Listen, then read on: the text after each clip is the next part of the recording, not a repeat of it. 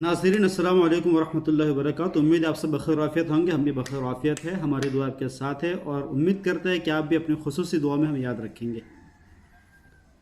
ए मोहम्मद सिनान, सबको बाय करो। Bye bye. ठीक है, चलो। तो नाज़रीन, सलमा यासीन का काउंट डाउन शुरू हो चुका है। उन्होंने 2 दिन पहले 48 घंटे का टाइम दिया था कि 48 घंटे के अंदर मैं सारी चीज़ें जाहिर कर दूंगी और ये जो डिबेट चल रही है वो ख़त्म हो जाएगी, ऐसी मैं चीज़ें जाहिर कर दूंगी।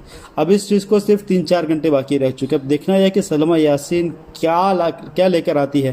क्या उसके ज़रिए से अपने सपोर्टर्स को खुश करती है या फिर वापस ठहंगाई दिखाती है। लेकिन जैसा कि हम कहते हैं कि सलमा यासीन के पास देने के लिए कुछ नहीं है, लाने के लिए कुछ नहीं। अगर होता तो 2 महीनों के अंदर वो कुछ ना कुछ थोड़ी थोड़ी चीज़ें तो देती, लेकिन उसके पास कुछ भी नहीं है। और जैसा कि उसके सपोर्टर से कोई इंतज़ार में बैठे कि सलमा यासीन अब हमें खुश करती है कि क्या करती है। और जो हालात नज़र आ रहे हैं पिछले 1 हफ्ते से, जो हालात नज़र आ रहे हैं कि सलमा यासीन के सपोर्टर्स मायूस हो चुके हैं कि अब हमें और कुछ मिलने वाला नहीं है। उन्होंने एड़ी चोटी का जोर लगा दिया सितारा यासीन को बदनाम करने के लिए, जलील करने के लिए। और उनका जो टारगेट था कि सितारा यासीन का चैनल रुक जाना चाहिए और ये जो ग्रो कर रहा है वो रुक जाना चाहिए और उसको व्यूज़ कम हो जाने चाहिए, सब्सक्राइबर जितने वो अनसब्सक्राइब कर देने चाहिए। ऐसा उनका एक गोल था और एक उनकी एक प्रोपेगेंडा था। और इतना उनको सितारा यासीन को इतना बदनाम करने की कोशिश की गई कि अगर उसकी जगह पर दूसरी कोई औरत होती तो बहुत बदनाम हो जाती और बहुत उसको इफ़ेक्ट पड़ता। लेकिन ये बंदी जो है, अल्लाह का उसके साथ है कि अल्लाह तबारक व तआला उसको ज़लील करना नहीं चाहता, उसको बदनाम नहीं करना चाहता है और उसको अल्लाह ताला आगे बढ़ाना चाहता है। तो जिस तरीके से हुआ कि इतना सारा उसके पिछले घड़े मुर्दों को उखाड़ा गया, खालिद अमीन का उसका सामना करा है, उसके घर वालों का सामना करा है, उसके फैमिली के कुछ मेंबर्स को जो है उसके अगेंस्ट किया गया। और क्या क्या उसके पीछे जो है क्या क्या मेहनत नहीं की गई, उसके घड़े मुर्दों को उखाड़ने की जो इतनी मेहनत की गई, लेकिन अल्लाह ने उसकी इज़्ज़त को बचाया। लेकिन पिछले हफ्ते से जो हालात चल रहे हैं कि अब सलमा यासीन का जो सपोर्ट है ना, उल्टे कदम जा रहे हैं। वो सारे आहिस्ता आहिस्ता गुल होते नज़र आ रहे हैं, आहिस्ता आहिस्ता गुम होते नज़र आ रहे हैं। समीरा अजीज़ गुम हो गई और बेबो गुम हो गई और इधर जुहा गुम हो गई।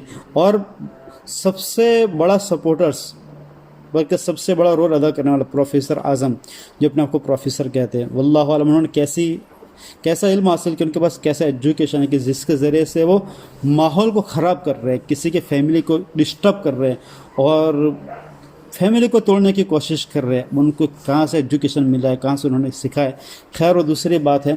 लेकिन ये प्रोफेसर आज़म जो दिन में 3-3 वीडियोज़ डालते थे, तो पिछले 2-3 दिन से नज़र आ रहा है कोई एक ही वीडियो डाल रहे हैं।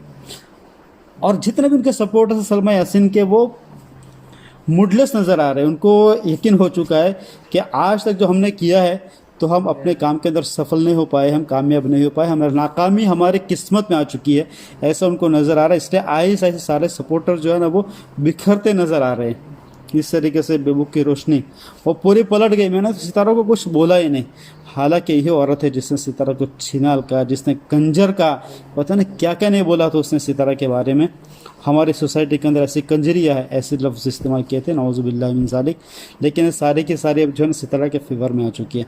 तो आहिस्ता आहिस्ता सितारा के गिर्द जो दायरा तंग होता नज़र आ रहा था, तो ये ऐसा ऐसे दायरा वसी होता जा रहा है। अब सितारा यासीन जो है अपने रूटीन व्लॉगिंग कर रही है और अब दुबई गई है। तो दुबई के अंदर भी उनको पेट में दुख रहा है कि अचानक सितारा ने दुबई का प्रोग्राम क्यों बनाया, अचानक वो उसने जो सडनली दुबई कैसे चली गई, वो क्या ऐसे हालात आ गए। तो उसके पीछे अलग अलग जो अंदाजे लगाए जा रहे हैं कि वहाँ पर सलमा मिलने वाली है, वहाँ पर उनको माफ़ी शाफ़ी होने वाली है, या फिर केसेस से बचने के लिए वो गई हुई है। पता नहीं कैसी कैसी लोग बातें करते हैं। भाई सितारा यासीन दुबई गई है, आप जानते हैं कि 2 महीने से वो सैड है, अफसुर्दा है और जिस तरीके से उस सदमे से वो गुजरी है।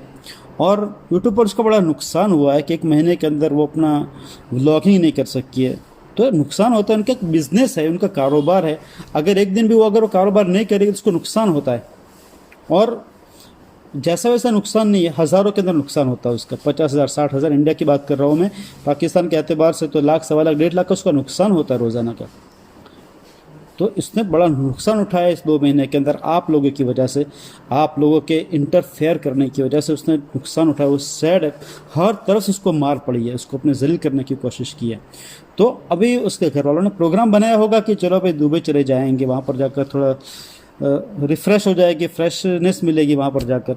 तो उसके लिए उसने प्रोग्राम बनाया, और एक उसका दुबई जाना और ट्रैवलिंग करना, जो यूट्यूब क्रिएटर्स रहते हैं तो उनका एक हिस्सा होता है कि वो अलग अलग जगह की ट्रैवलिंग करें। वो रोज़ाना तो आपको एक ही चीज़ नहीं दिखाएंगे, एक ही रूटीन नहीं दिखाएंगे।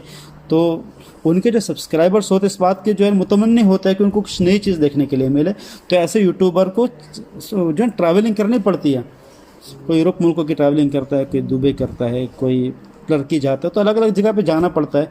तो उसके ज़रिए से क्या है ना, उनको बहुत फ़ायदा होता है, यूट्यूबर्स को बहुत फ़ायदा होता है। क्या फ़ायदा होता है कि सीधा उनके व्यूज़ बढ़ते हैं, और दूसरा ये कि उनके सब्सक्राइबर्स बढ़ते हैं, चैनल ग्रो होता है, और बहुत फ़ायदा होता है उसके ज़रिए से। तो इनके एक यूट्यूबर के काम का हिस्सा है ट्रैवलिंग करना।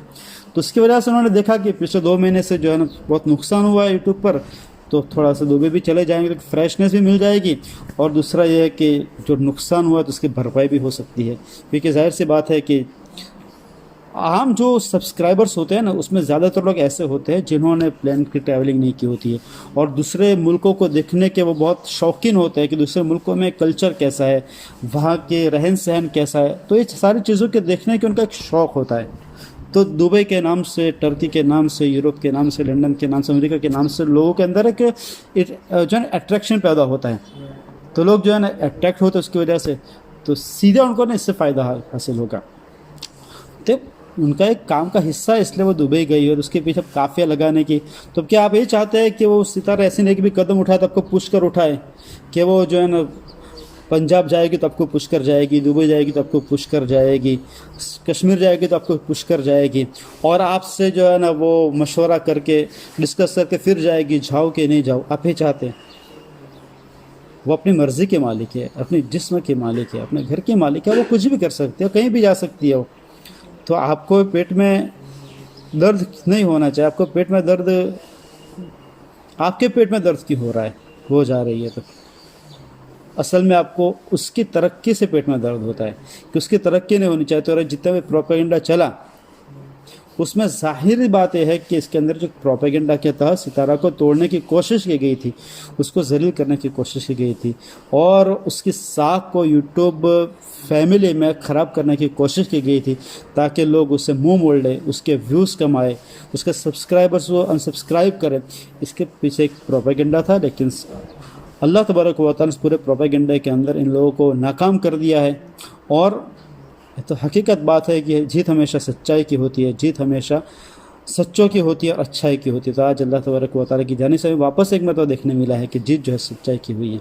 तो खैर, ये कुछ बातें थी सितारा यासीन को लेकर जो आप तक पहुँचानी थी। उम्मीद करता हूँ कि आपको मेरी बात अच्छी लगी होगी। अच्छी लगे तो उसको लाइक कर दें, हमारे चैनल को सब्सक्राइब करना हरगिज़ ना भूलें। फिर मिलेंगे कुछ नई बातों के साथ, तब तक के लिए इजाज़त दीजिए। आप अपना, अपने फैमिली का खूब ख्याल रखें। फ़कत वस्सलाम।